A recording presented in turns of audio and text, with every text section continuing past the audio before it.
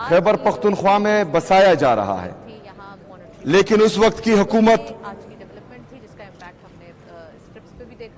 उनके उज़रा और कुछ इदारों के अरकान या मुलाजिम वो ये कह रहे थे कि हम झूठ बोल रहे हैं, ऐसा कुछ भी नहीं है।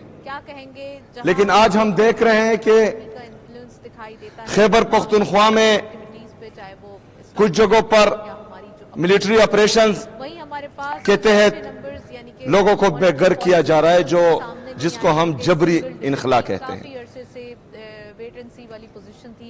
तो अगर उस वक्त जब हम बोल रहे थे कि ये लोग पहाड़ों पर है, अगर उस वक्त ये इकदामात होते तो वो नीचे नहीं आते।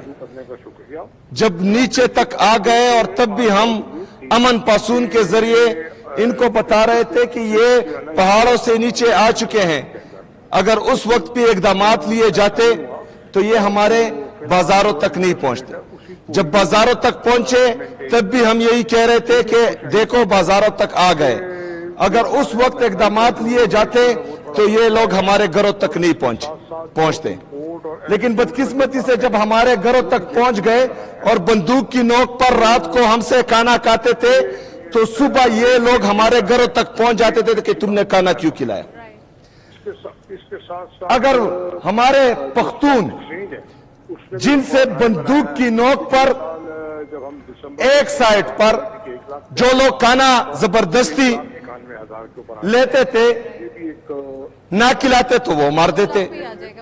जब खाना खिलाते थे तो सुबह जो है हमारे आर्म्ड फोर्सेस के, सिक्योरिटी फोर्सेस के लोग पहुंच जाते कि तुमने खाना क्यों खिलाया। नहीं खिलाते तो वो मारते हैं, खिलाते हैं तो ये मारते हैं। हम जाए कहां। लेकिन बदकिस्मती से हमारी बातों पर गौर नहीं किया गया, सीरियस नहीं लिया गया। हमें झूठा कहा गया, हमें यह कहा गया कि ये प्रोपेगेंडा कर रहे हैं, लेकिन इनको क्या, खून तो मेरे पख्तूनों का गिर रहा है।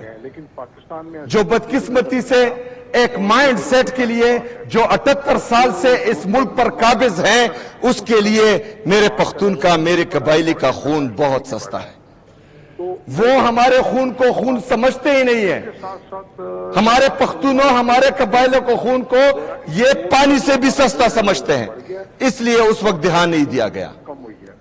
वो तकरीबन $35 के करीब हमारी इंपोर्ट चली गई है। 14,000 इंटेलिजेंस बेस्ड ऑपरेशन के बाद, 22 बड़े मिलिट्री ऑपरेशन के बाद यहां पर अमन नहीं आ रहा, तो ये कसूर हमारा नहीं है, ये कसूर सूबाई हुकूमत का नहीं है, ये कसूर सियासी और मजहबी जमातों का नहीं है, ये कसूर पख्तूनों का नहीं है, ये कसूर है बंद कमरों के फैसलों का, जो हमेशा से इस मुल्क पर मुसल्लत होते आ रहे हैं।